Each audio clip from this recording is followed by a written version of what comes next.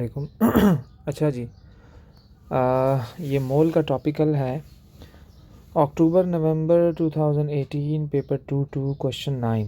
Calculate the maximum volume of hydrogen in DM cube formed when 4.55 gram of zinc reacts with excess sulfuric acid at room temperature and pressure।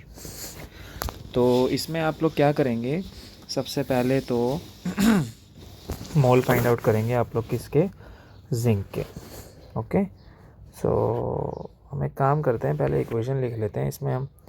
So zinc reacts with sulphuric acid to form zinc sulphate plus hydrogen gas. Okay, balanced equation, yes. Okay, now mole find out करूँगा अब मैं। Mole of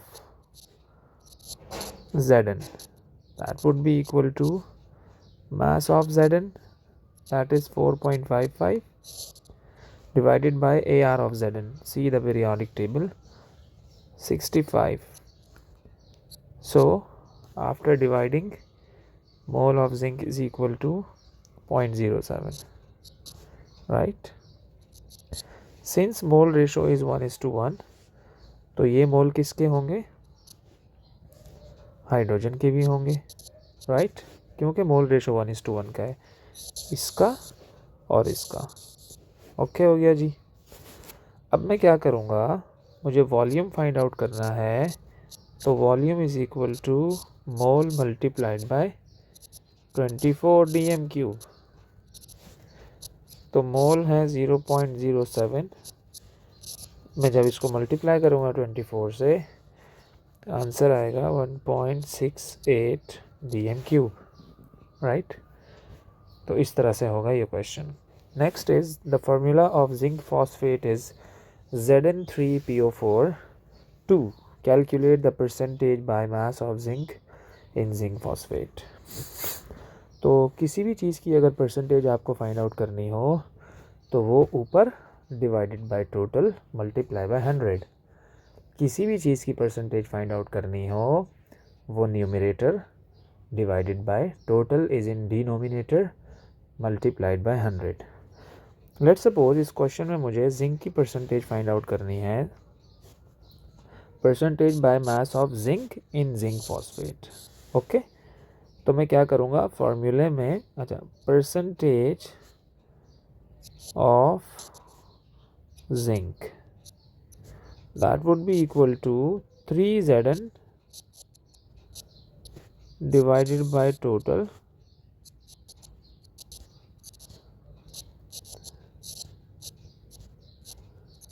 multiplied by 100. Okay,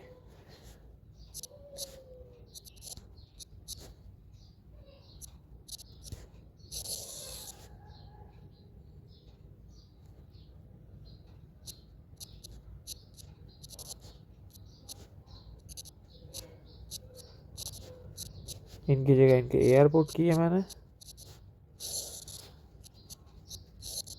okay, Zn का AR होता है 65, phosphorus is 31, oxygen is 16। अच्छा, ये जो bracket के नीचे 3 है ना, ये वाला, ये इससे भी मल्टीप्लाई हो रहा है और इससे भी मल्टीप्लाई हो रहा है। ओके, तो इनको सिंप्लीफाई करेंगे, so the percentage is 51%, right? Okay, another question October November same paper 2 question 4 है ये। A hydrocarbon contains 85.7% carbon by mass. Deduce the empirical formula of this hydrocarbon.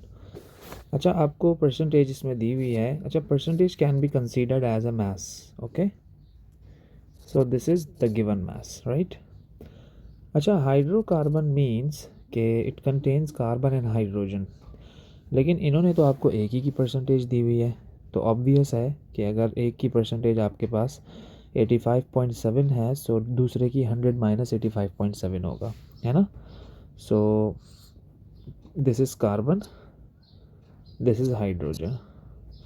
Carbon की परसेंटेज है 85 85.7, तो हाइड्रोजन की होगी 100 minus 85.7, that would be equal to 14.3, right.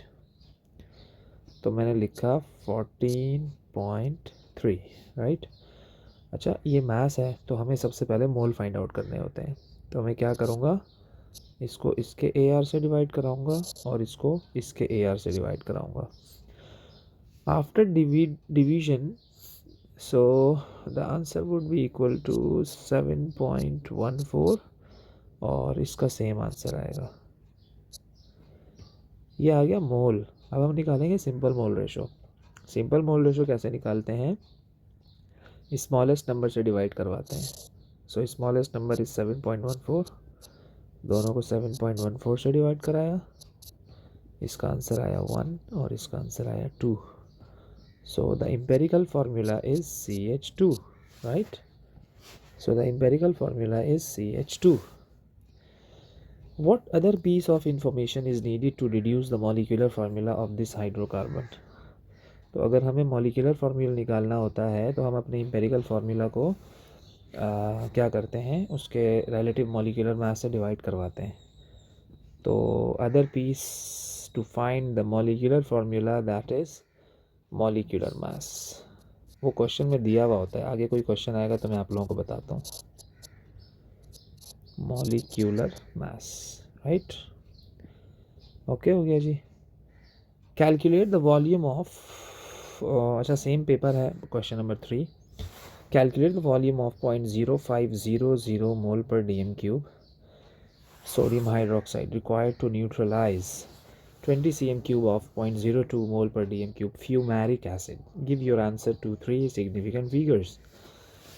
अच्छा, तो इसमें आप लोग क्या करेंगे कि सोडियम हाइड्रोक्साइड और फ्यूमैरिक एसिड, तो आप लोग एक काम करो, फ्यूमैरिक एसिड के मोल फाइंड आउट करो क्योंकि उसका आपको डाटा गिवन है। So mole of फ्यूमैरिक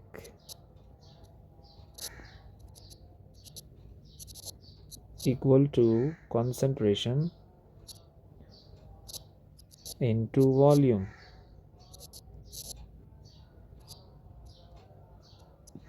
volume cm cube में है, इसको dm क्यूब में करने के लिए 1000 से डिवाइड करवा दिया, राइट। तो आपके पास मोल आएंगे फ्यूमेरिक एसिड के 4 एक्सपोनेंट -3, सही है। ओके जी, तो मोल जब आपके पास आ गए फ्यूमेरिक एसिड के, तो अब आप लोगों को करना क्या है, वॉल्यूम ऑफ सोडियम हाइड्रोक्साइड, सही है जी, वॉल्यूम ऑफ सोडियम हाइड्रोक्साइड। तो अब आप लोगों को मोल रेशो पता होना चाहिए between fumaric acid and sodium hydroxide, right, fumaric acid and sodium hydroxide. तो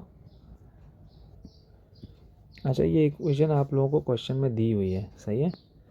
ये जो मैं इक्वेशन लिख रहा हूँ ना, ये आप लोगों को गिवन है इक्वेशन, राइट। तो फ्यूमेरिक एसिड है C2H2COOH के नीचे 2 प्लस 2NaOH, सही है। आगे जो भी हो हमें उससे कोई काम नहीं है, हमें हमारे काम की चीज़ नज़र आ गई, सही है। तो mole ratio between fumaric acid and sodium hydroxide is 1:2। तो this is fumaric acid, this is NaOH, 1:2। Fumaric acid के मोल आपके पास हैं 4 एक्सपोनेंट -3, ये x हो जाएगा। तो ऑब्वियस है कि x would be equal to 8 multiplied by 10 की power -4 mole of what, NaOH। Okay, हमें तो वॉल्यूम चाहिए, तो कॉन्सेंट्रेशन ऑफ सोडियम हाइड्रोक्साइड आपको गिवन है।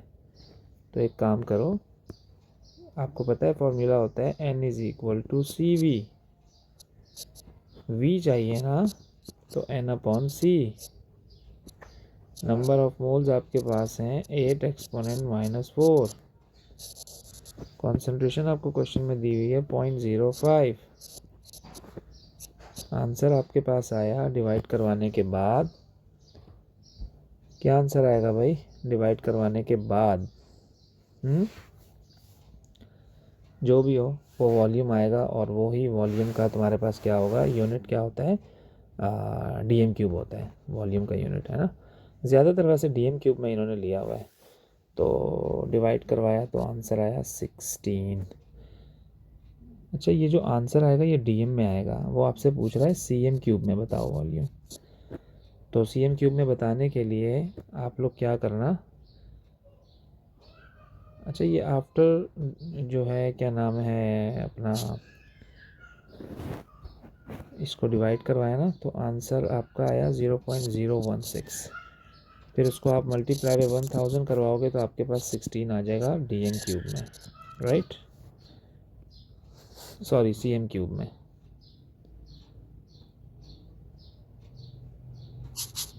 ओके हो गया जी।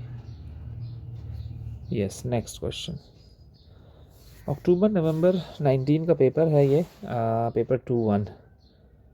तो इसमें आप लोगों को करना है कि the equation is given, a student added 3.18 gram of Na2CO3 sodium carbonate to 224 cm cube of 0.025 mole per dm cube ethanoic acid. Show by calculation that sodium carbonate is in excess. भाई access reactant वो होता है जो at the यानी कि consume नहीं होता जल्दी। एक तो होता है ना limiting reactant which consumes first, excess reactant consume नहीं होता, वो बाद में, वो बाद तक रहता है, यानी एंड ऑफ रिएक्शन तक वो आपके पास बचा हुआ होता है। सही है। इसमें आप लोग एक काम करो, आप लोगों को इसमें 2 दफ़ा मोल फाइंड आउट करने होते हैं। ये क्वेश्चन याद रखना, ऐसे ही होंगे ये। सही है। इसमें आप लोगों को क्या करना होता है, 2 मोल फाइंड आउट करने होते हैं। तो पहले एक काम करो, पहले आप लोग मोल ऑफ सोडियम कार्बोनेट को काउंट करो, कैलकुलेट करो। तो mass upon MR, mass is given that is 3.18, Na2CO3 का एमआर, Na2CO3 का एमआर यानी कि इसका 106 होता है। अब आपने इसको डिवाइड करवाया, आंसर आया 0.03 मोल ऑफ Na2CO3। इसको अपने पास आप लोगों ने सेव कर लिया, राइट। अच्छा, फिर आपने क्या किया, mole of ethanoic acid find out किया। मोल ऑफ एथेनोइक एसिड कैसे फाइंड आउट करोगे, कॉन्सेंट्रेशन इनटू वॉल्यूम। कॉन्सेंट्रेशन है 0.250 और वॉल्यूम आपके पास है 224। डीएम क्यूब में कन्वर्ट करने के लिए आपने इसको 1000 से क्या किया, डिवाइड करवा दिया, राइट। इसके मोल आपके पास आए 0.056 of what, ethanoic acid, right. अब आप लोग कैसे डिसाइड करेंगे कि लिमिटिंग रिएक्टेंट कौन है और एक्सेस रिएक्टेंट कौन है, राइट। तो according to equation, ethanoic acid का जो कोफिशिएंट है वो 2 है, और Na2CO3 का जो कोफिशिएंट है वो क्या है, 1 है। तो आपने जब Na2CO3 के मोल को 1 से डिवाइड करवाया तो वही आंसर आया, और जब आपने एथेनोइक एसिड के मोल को उसी के कोफिशिएंट से, इक्वेशन में जो कि 2 दिया हुआ है, डिवाइड करवाया तो आपके पास आंसर आया 0.028। अब इसके बाद हम देखेंगे जो स्मॉल नंबर होगा ना, this is small number, right, this is comparatively large number. Small would be the limiting reactant and large would be the excess reactant. सही है। तो ये ऐसे ही होंगे क्वेश्चन। पहले मोल फाइंड आउट कर लो, जब मोल फाइंड आउट हो जाएंगे आपसे, फिर आप कोफिशिएंट पे आओ, ज़रा इक्वेशन दी हुई होगी, कोफिशिएंट से डिवाइड कराओ, डिवाइड करवाने के बाद देखो कौन सा छोटा आंसर आ रहा है और कौन सा बड़ा आंसर आ रहा है। तो आप लोगों को पता लग जाएगा वो। ओके हो गया जी। Yes, next is hydrated nickel 2 chloride has the formula NiCl2.xH2O. It has a relative formula mass of 238. Calculate the value of X in this formula. भाई एक काम करो आप लोग, हाइड्रेटेड का फॉर्मूला आपके पास ओवरऑल एम आर आपको दिया हुआ है वो 238. Calculate the value of x 238, right. So अगर टोटल में से आप माइनस करवा दो NiCl2 को, तो आपके पास आंसर आएगा XH2O का। भाई इस पूरे का कितना है आंसर? 238। इस पूरे में से आपने NiCl2 को माइनस करवा दिया। जब इस पूरे में से NiCl2 को माइनस करवाया तो जो आपके पास आंसर आया होगा वो आया होगा किसका? XH2O का। तो फिर आपको X फाइंड आउट करना है, तो H2O का MR 18 होता है, तो वो टोटल से डिवाइड हो जाएगा। जैसे कि 238 minus molecular mass of NiCl2 आपको निकालना है, मॉलिक्यूलर मास ऑफ NiCl2। तो निकल मेरे ख्याल में आई थिंक 64 होता है, इस तरह का कोई होता है, और क्लोरीन 35.5 होता है इंटू 2। तो टोटल आया आपके पास ये कितना? 130 इज इक्वल टू XH2O। तो इनको सब्ट्रैक्ट जब आपने करवाया तो क्या आंसर आएगा? जो भी आंसर आएगा H2O के साथ X मल्टीप्लाई हो रहा है,